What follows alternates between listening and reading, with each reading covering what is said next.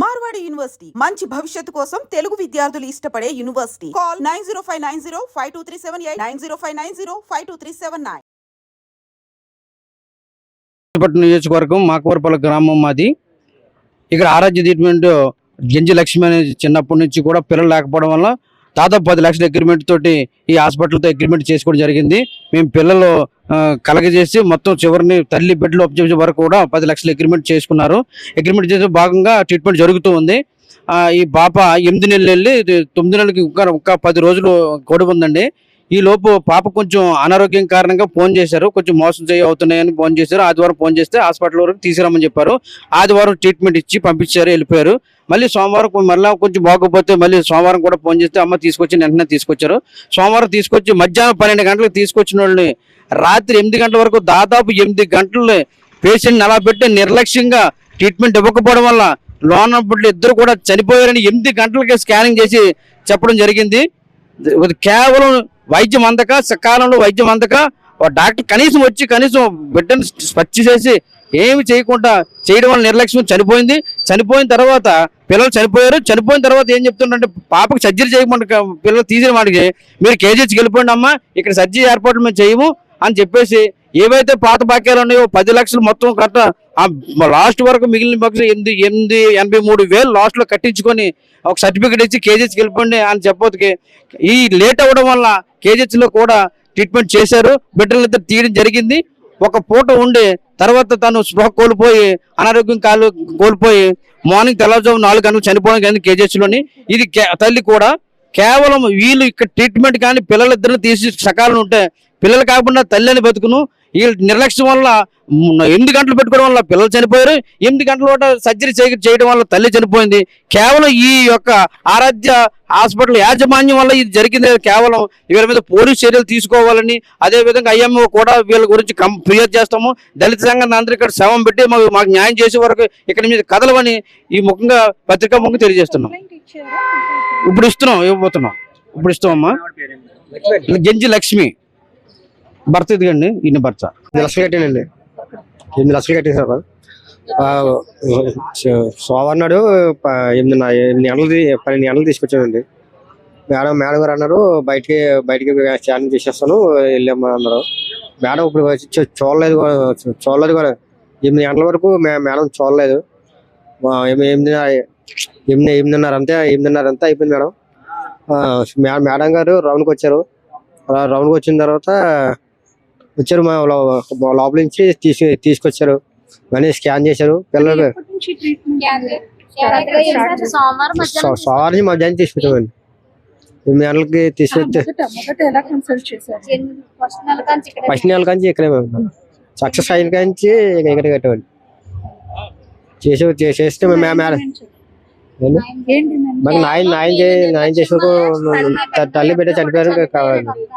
రాసుకున్నాం sir. Starting pregnancy వచ్చిన కాంచి ఇక్కడే మెడిసిన్ వాడడం. అప్పుడేమో 15 రోజులకు ఒకసారి తీసుకురామనేవారు సార్. మేము వెహికల్ పెట్టుకొని తీసుకొచ్చేవాళ్ళం సార్.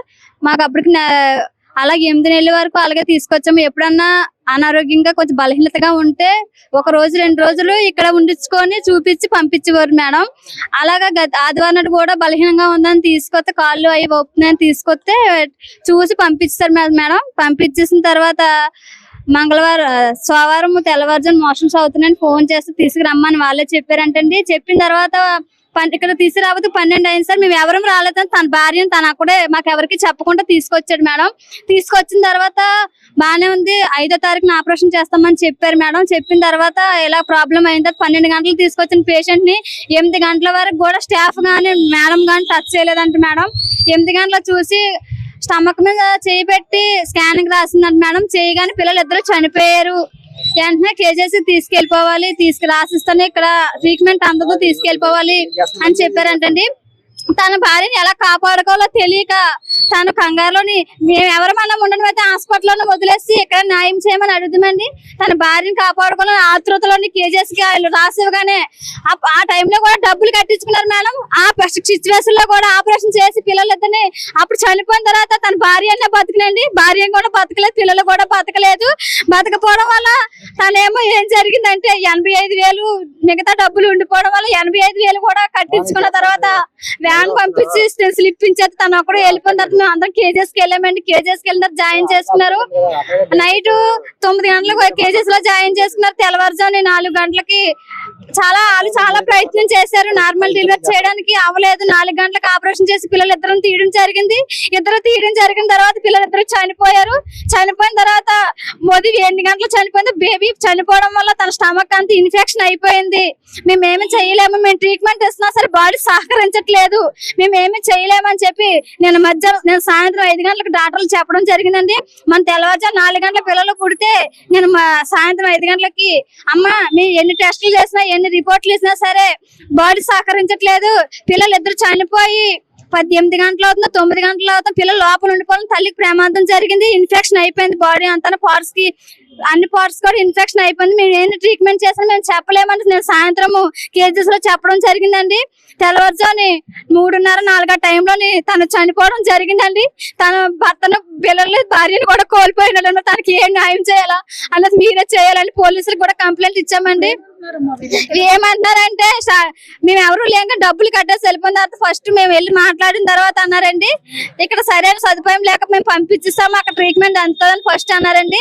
తర్వాత ఏమో ఇక మీరు డిమాండ్ తట్టుకోలేరనేసి చెప్తున్నారండి. 2 విధాలుగా మాట్లాడుతున్నారండి. మేము 8 లక్షలు అమౌంట్ పే చేసిన తర్వాత ఉన్న డబ్బులు ఏదో రకంగా మేము బాధపడి కడుదామండి. మరి పిల్లల్ని కోల్పోయిన భార్యని కోల్పోయాడు, మరి తను ఒక్కడ మరి ఎంతగానో వేదన చెందుతుంది, మరి తనకి న్యాయం చేయాలని అడుగుతున్నామండి. మరి అలాగే ఏం చేయాలండి న్యాయం చేయాలండి. మా పరిస్థితి ఏ పిల్లలకి రాకూడదు, ఏ తల్లికి రాకూడదు. మాకు పిల్లలు పోయారని బాధ ఎంత వేదనలో ఉన్నాం, ఏ తల్లిదండ్రులు అంటే వేదన పడకూడదు. ఈ హాస్పిటల్ కి సంబంధించి ఏ చర్చలు తీసుకున్నా సరే మేము మాకు న్యాయం జరిగేదాకా బాడీని ఎక్కడే పెట్టుకుని మేము ధర్నా చేయడం జరుగుతుందండి. మరి మేడం లోపలికి సమాధానం చెప్పి బాడీ అయితే మేడం ఇక్కడే ఉంది మేడం, మాకు న్యాయం జరిగేదాకా బాడీకి తనకి నా సహోదరికి న్యాయం జరిగేదాకా మేము పోరాడతామండి. మరి ప్రైవేట్ నర్సింగ్ హోము ఆరాధ్యలో జి లక్ష్మి అనేటువంటి దళిత మహిళ గత 8 నెలలుగా అంటే ఆమె గర్భం దాల్చినప్పటి నుంచి ఇక్కడే వైద్యం చేసుకుంటా ఉంది. 8 నెలల పాటు వైద్యం అందించి కావలసినటువంటి డబ్బులు దోచుకుని ఆమెకి సీరియస్ కండిషన్లో ఉన్నప్పుడు కూడా పాత పేషెంట్ అని కూడా చూడకుండా 8 లక్షలు డిపాజిట్ చేసుకుని వాళ్ళ నిర్లక్ష్యం కారణంగా 2 రోజుల పాటు ఆమెకి కేవలం సెలైన్లు కూడా ఎక్కించకుండా ప్రాథమికంగా బీపీ టెంపరేచర్ చూడటం ద్వారా, అది కూడా నర్సుల పర్యవేక్షణ నర్సులు మాత్రమే చూడటం, డాక్టర్ ఆ పేషెంట్ చూడకపోవడంతో డాక్టర్ నిర్లక్ష్యం కారణంగా ఈ యాజమాన్యం నిర్లక్ష్యం కారణంగా ఒక తల్లి 2 బిడ్డల ప్రాణాన్ని బలి తీసుకుంది ఆసుపత్రి. మేము ఇవాళ అడుగుతూ ఉన్నాం, 8 నెలల పాటు నువ్వు ట్రీట్మెంట్ చేస్తే కడుపులో బిడ్డ పరిస్థితి 3 నెలల నుండి కూడా మీకు స్కానింగ్ చెప్తూ ఉంది, అన్ని రిపోర్టులు చెప్తూ ఉన్నాయి. మీరు ప్రతి 2 నెలలకు ఒకసారి వాళ్ళ దగ్గర డబ్బులు వసూలు చేసి స్కానింగ్ ఇచ్చేస్తూ ఉన్నారు. మరి ఈ రిపోర్ట్ల ఆధారంగా పిల్లలకి ఏదైనా కంప్లైంట్ ఉంటే తగిన వైద్యం చేయాల్సినటువంటి మీరు చివరికి మీరు కనిపెట్టకపోగా తల్లి ఆపదలో ఉండి ఆసుపత్రికి వస్తే మీరు పట్టించుకోకుండా కడుపులో ఉన్నటువంటి 2 బిడ్డలను చంపేసి మళ్ళీ మీకు ఏదైనా ఆపద ముంచుకొస్తుందని చెప్పి గబగబా కాగితాలు కూడా ఇవ్వకుండా మీరు కేజేసి తరలించేసి తల్లి ప్రాణాన్ని కూడా ముప్పు తెచ్చింది ఈ ఆరాధ్య హాస్పిటల్. ఈ యాజమాన్యం నిర్లక్ష్యం, ఈ యాజమాన్యం మీద చర్య తీసుకోవాల్సిన అవసరం ఉంది. దీని లైసెన్స్ చెక్ చేయాలి. ముందు ఈ ఆసుపత్రిలో మేనేజ్ చేసిన డాక్టర్లు క్వాలిఫైడా కాదని చెక్ చేయాలి. అక్కడ ఉన్నటువంటి పరిశోధన యంత్రాల గురించి చెక్ చేయాలి, ఈ లైసెన్స్ గురించి చెక్ చేయాలి. దీని మీద ప్రభుత్వం తగిన చర్య తీసుకోవాలి. నెంబర్ 1. రెండోది, ఆ అమ్మాయి చనిపోయింది, 2 బిడ్డలు చనిపోయారు. ఆ కుటుంబానికి ఖచ్చితంగా ఈ ఆసుపత్రి తగినటువంటి పరిహారం చెల్లించి న్యాయం చేయాలి. ఈ విషయాన్ని మేము సామరస్యంగా వారితో చర్చించడం కోసం ఇవాళ జిల్లాలో ఉన్నటువంటి దళిత సంఘాలందరూ చాలా శాంతియుతంగా వెళ్ళి మేము అడిగితే సిఐ గారు మమ్మల్ని బయట పెట్టారు. 5 నిమిషాలు టైం అన్నారు. వాళ్ళు వస్తామన్నారు. మేము అరగంట నుంచి ఇక్కడ వెయిట్ చేస్తా ఉన్నాం. వారు ఎవరో రావట్లేదు. ఇప్పుడు చెప్తా ఉన్నాం, ఇక్కడ నుండి 5 నిమిషాల్లో నువ్వు ఈ సమస్య పరిష్కరించకపోతే మొత్తం జిల్లాలో ఉన్నటువంటి దళిత శక్తులన్నీ ఇక్కడ ఉంటాయి. ఆరోగ్య శాఖ మంత్రి గారు వస్తారు, లేకపోతే ముఖ్యమంత్రి గారు అక్కడి నుంచి సమాధానం చెబుతారు.